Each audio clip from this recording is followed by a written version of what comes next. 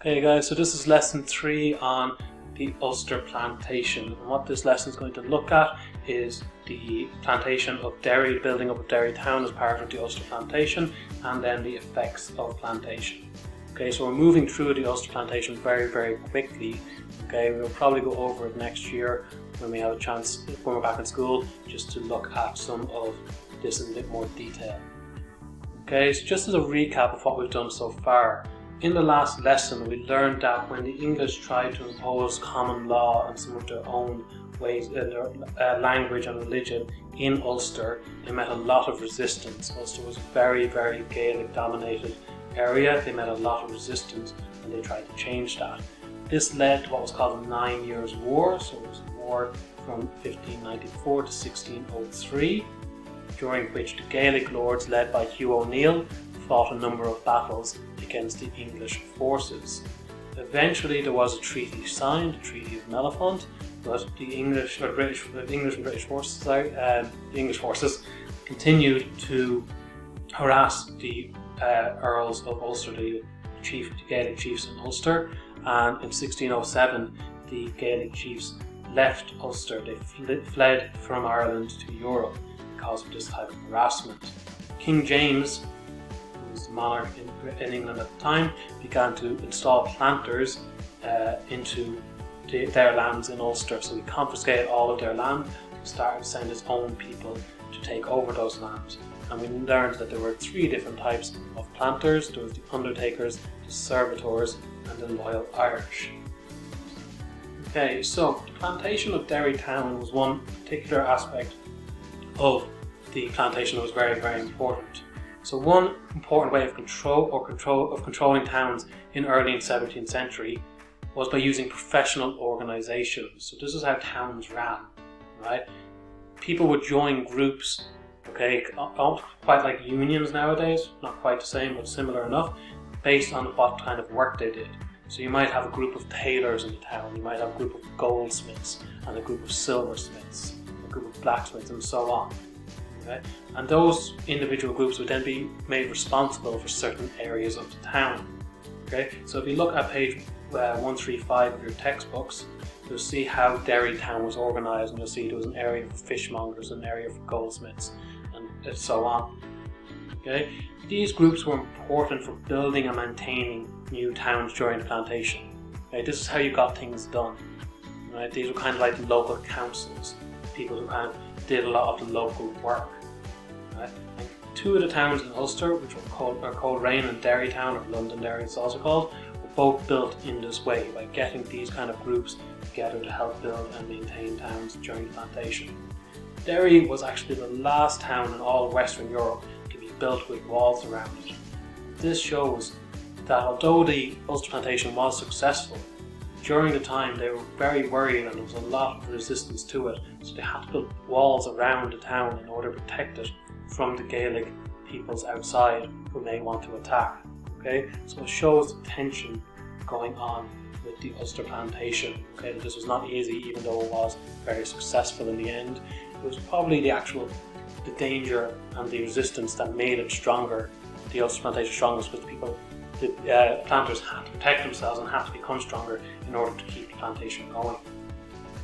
Right, so task 1 for today is looking at sources. So there's 2 different tasks here really. First of all, I want you to look at page 137, look at sources there, and then you're going to answer questions 1, 2, 3 and 4. And then when you're finished that, turn over to page 141. I want you just to read sources 1 and 2 at the top of the page, then answer questions 1, 3, 5, 9 and 10. Okay, so you're going to need to pause the video here and spend probably 10 to 15 minutes answering those questions.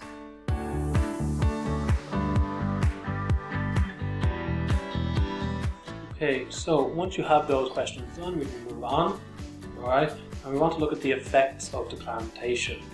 So a number of effects, okay, and you should be making notes of these down in your copies, okay, these 6 different effects of plantation. First effect is a new population and culture. The planters had come from Scotland and England, and when they came to Ireland, came to Ulster to do the plantation, they brought first of all their religions, which were Anglicanism and Presbyterianism. Right? They also brought their language and their ways of living. Okay, Scottish settlement in Ulster, actually continued to happen for a long, long time, and there's a very strong Presbyterian community in Ulster now because of this huge Scottish influx. Land and religion, there were a lot of distrust between native Irish and the planters, which led to conflict about land and religion.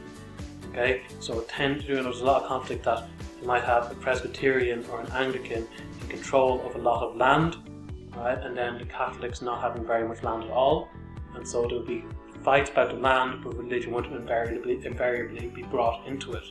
One such example would be in 1641, when the native Irish rebelled against and killed up to 12,000 Protestants in Ulster. So you see it's a huge rebellion, a huge amount of violence going on there. There was new towns built. The planters often preferred to live in towns as it's quite a bit safer to live in a town such as Derry town, where there's walls going up around it. It's a bit safer to live there. And many towns were planned and built, such as Letterkenny, Dungannon and Coleraine. These were all built during the plantation. So this gave a certain amount of organisation and infrastructure to the British administration in Ulster. Farming and the economy, this changed quite a bit. So the planters brought new types of farming to Ulster and also began cutting down wood and exporting timber. So the economy and the way the economy worked in Ulster changed. Irish law, which is Brehon law, and Irish language both declined significantly. English became the language used by the planters, okay, and laws that were enforced were common law, which was the English law system. Finally, there was conflict. Right? There was a huge amount of conflict, and religious conflicts in Ulster have been part of Irish history all for hundreds of years, following on from the plantation, okay, all the way up to the Troubles in the 70s and 80s. Okay, huge amount of conflict in Ulster based around religion. Alright, so task 2 for today. Okay, so we're going to kind of end up with the Ulster plantation in this lesson, and we want to do a bit of a revision sheet. So there's 8 questions here that I want you to look into. Okay, and most of this is all stuff that we've covered, and will be in your book in the chapter on the Ulster plantation. Okay, so you should be able to answer all of these questions. 1, where did the 4 major plantations in Ireland take place? What years did they happen in, and which monarchs or rulers ordered them? 2, explain who Hugh O'Neill was and why the flight of the Earls was an important event. 3, what are the differences between military conquest and plantation? Why was plantation considered more suitable for Ireland? 4, describe 4 important policies or methods used by the British to make the Ulster plantation, make sure the Ulster plantation was successful. 5, explain 3 consequences of the Ulster plantation. 6, I want you to explain what the Pale was.